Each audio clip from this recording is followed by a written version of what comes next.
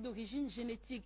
Donc, en général, il se déclare à partir de l'âge de l'enfance ou alors de l'adolescence. Donc, c'est héréditaire. Et dans ce cas, si le patient n'arrive pas à sécréter l'insuline, qui est l'hormone qui permet de réguler le taux sanguin. Ce qui fait donc que le patient, pour pouvoir rester en vie, va devoir s'injecter de l'insuline à chaque moment de la journée. Mais là, c'est le médecin qui lui fera une prescription plus spécifique.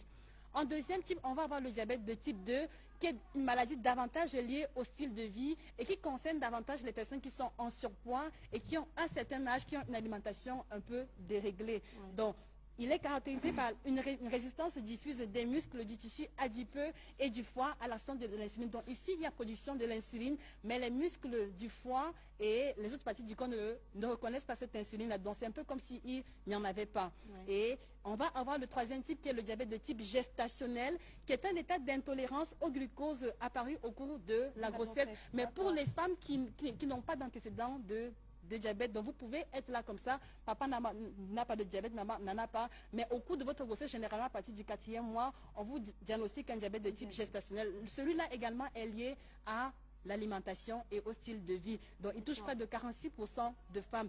Et enfin, le diabète insipide, comme le nom l'indique bien, c'est un diabète qui n'a pas de goût, c'est un diabète qui n'a pas de liaison avec le sucre.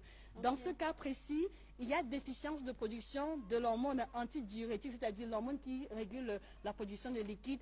Et ce patient diabétique va produire de l'urine qui va de l'ordre de 8 à 10 litres par jour.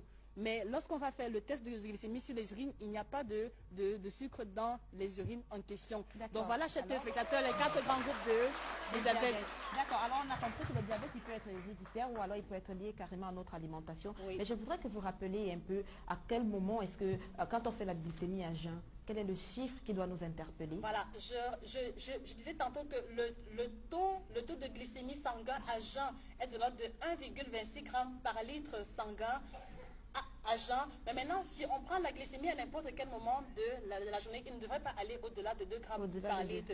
Et je suis sûre que les médecins ne me contesteront pas. D'accord. Alors, comment savoir déjà qu'on est atteint? Au cas où on n'a pas déjà fait sa glycémie, qu'est-ce qui nous pousserait à aller faire un test de glycémie? Alors, déjà, en tant que coach nutritionnel, je suggère toujours à tous les patients diabétiques qui me rencontrent de repartir voir le médecin pour un bilan médical complet.